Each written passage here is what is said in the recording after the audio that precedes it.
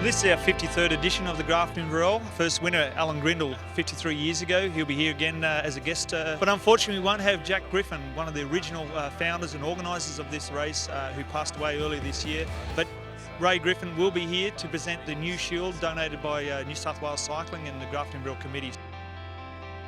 It's always considered the tough man's race. 228 kilometres including the Gibraltar Range, a 17, nearly 18 kilometres of uphill.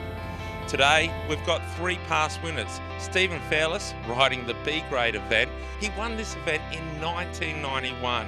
Mark Jemison, he has the course record of 6 hours and 24 seconds. Last year's winner, Peter Herzig, in the magnificent team of Budget Forklifts. They won the Melbourne to Warrnambool. 1, 2, 3 they went in the Melbourne to Warrnambool.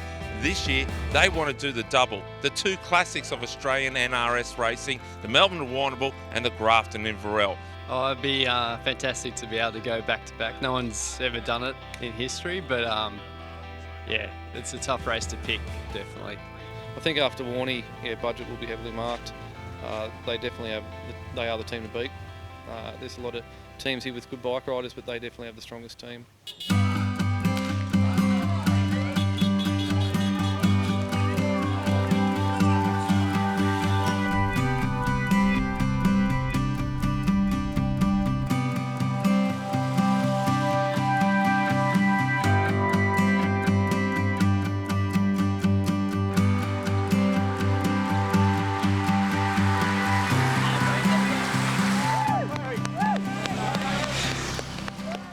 We had two in that early move, which went out to about 5 minutes, I think, at one stage.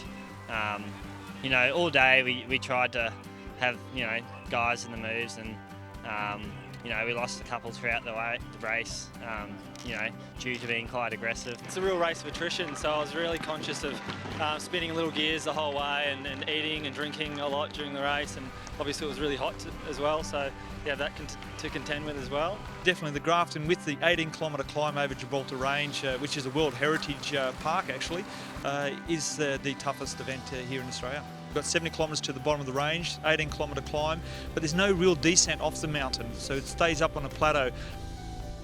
We just had two guys attack off the front of the break. There's 15 guys up the road.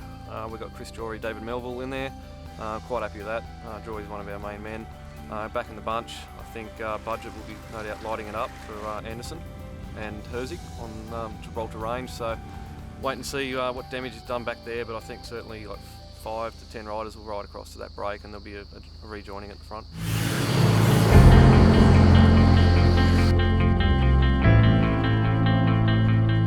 We obviously caught all of them on the top of the climb, bar 2. It was just Carl Evans, a team Budget rider, and one other rider out in front. Another few little moves sort of come and went in the next sort of 60k to Glen Innes. Coming into the Celtic city of Glen Innes, and there you can have a lot of crosswinds and headwinds, and this makes it very, very tough. And to me, as a rider, ex-rider, that was the hardest part of this race, and still is for a lot of riders.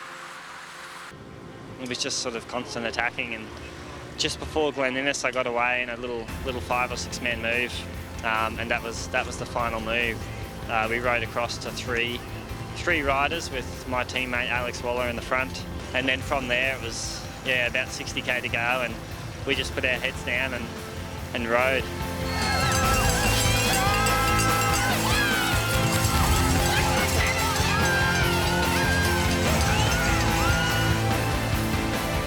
We've got 30 k's to go, and as we speak, got Jack Anderson just chipping off the front. We're coming down the business end. The boys have been out there, they've sorted themselves out. Budget have gone on the offensive. They've put riders up the road. They've had even teammates chasing down their own riders, so they make sure they get Jack Anderson up in the lead group. And what a day it is.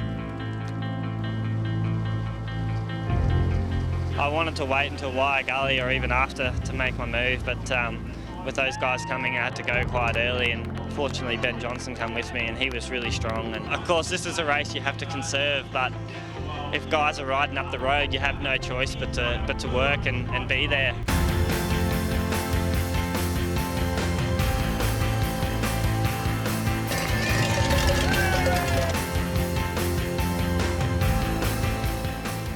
was good to have the two of us, and we were able to hold it off until the finish.